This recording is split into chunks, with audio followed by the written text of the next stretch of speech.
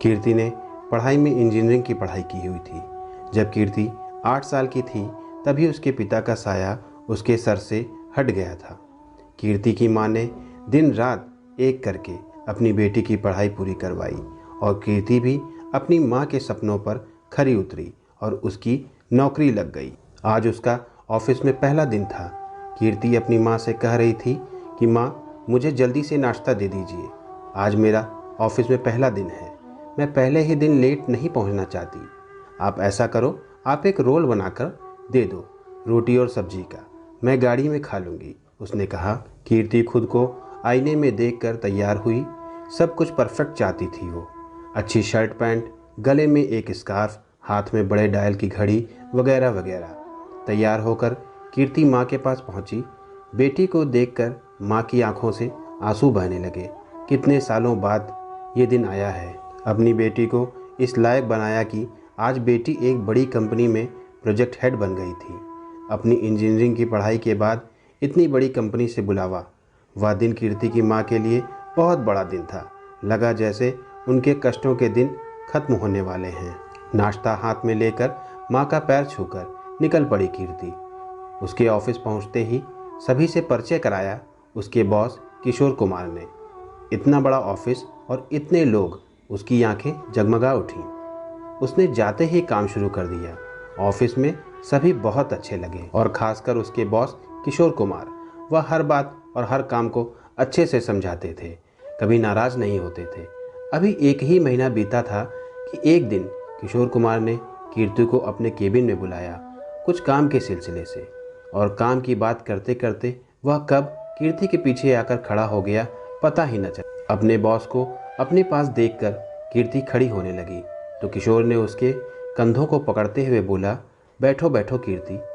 उसकी वो छुअन अजीब सी थी और उतनी ही अजीब थी उसकी नज़र। कीर्ति अंदर तक सिहर उठी थी।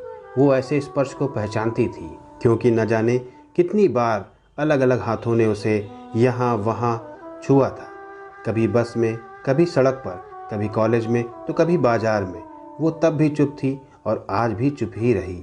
फिर वो अचानक से उठी और केबिन के बाहर चली गई।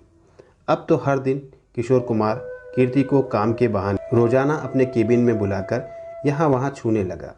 और हद तो तब होती जब कीर्ति को छूने के बाद उसे ऐसी नज़र से देखता था जैसे कि मानो विश्व विजय करके उन्माद से मदमस्त हो रहा हो। एक रात कीर्ति की माँ ने उसे अपने पास बैठने को कहा।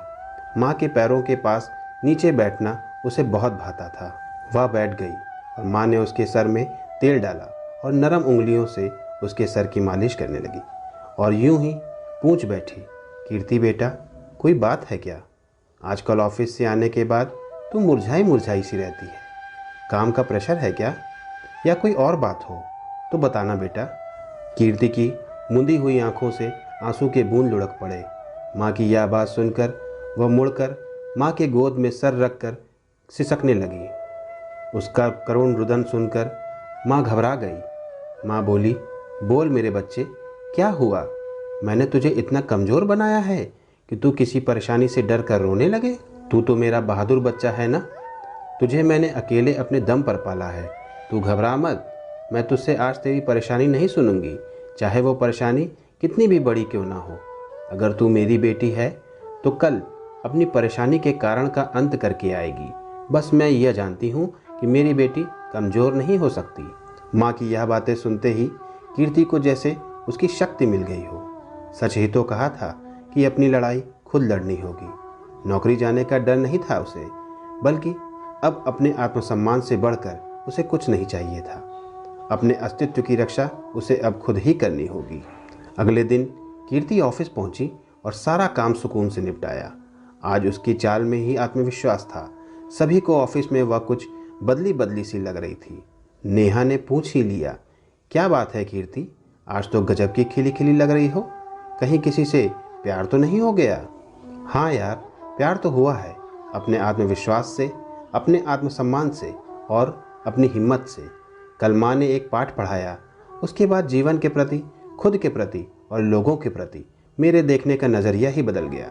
मुस्कुराती हुई कीर्ति बोलती चली गई और नेहा सुनती चली गई। तभी दफ्तर का चपरासी आकर बोलता है, साहब आपको बुला रहे हैं।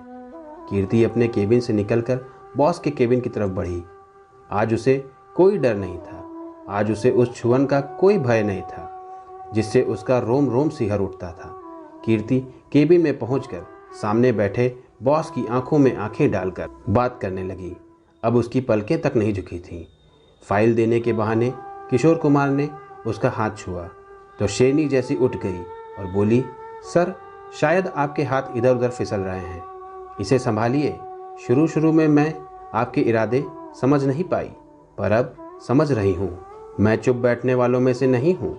आपकी बीवी और पुलिस दोनों तक ये खबर पहुँचाऊँगी और अभी के अभी बाहर सभी को बताऊँगी आपकी करतूत। सुधर जाइए, आपके 2 छोटे छोटे बच्चे हैं इसलिए चुप हूँ, वरना। कीर्ति का यह रौद्र रूप देखकर किशोर कुमार घबरा गया और पसीना पोंछता हुआ सॉरी बोलकर ऑफिस से निकल गया। कीर्ति मुस्कुराते हुए केबिन से बाहर आई और आज उसने अपने अंदर खुद के छुपे ताकत को पहचाना। आज पहली बार उसने किसी को ना कहा, पहली बार उसने अपनी चुप्पी तोड़ी और आज पहली ही बार कहा था, अब बस। घर पहुंची तो ऐसे जैसे सारे जहां के फूल उसके गालों पर खिल गए थे। माँ ने बेटी के सामने खीर रखी जो वो जब खुश होती थी तब बनाती थी और भगवान को भोग लगाती थी। ले कीर्ति, मुझे पता है कि तूने अपने परेशानी का सामना कर लिया होगा और जीती भी होगी। बताना चाहे तो बताना, नहीं तो कोई बात नहीं। कीर्ति ने माँ को सारी बात बता दी और माँ के गले लग गई। माँ, आपने मुझे एक और जीवन दिया है। आज मैंने अपने अंदर की शक्ति को पहचाना है, जाना है कि किसे कब कहाँ क्या कहना है। बस अब बहुत हुआ। तो दोस्तों, यह थी हमारी आज की कहानी। आपको कैसी लगी और आपका क्या विचार है, हमें कमेंट में ज़रूर बताएं। वीडियो को लाइक करना बिल्कुल ना भूलें और ऐसी ही मनोरंजक कहानियों के लिए चैनल को सब्सक्राइब कर लें और पास में दी गई बेल आइकन को प्रेस करके उसको ऑल पर सेट कर लें ताकि मेरी आने वाली सभी मनोरंजक कहानियों के नोटिफिकेशंस सबसे पहले आप तक पहुंच सके। मिलता हूं फिर अगली कहानी के साथ, तब तक के लिए धन्यवाद।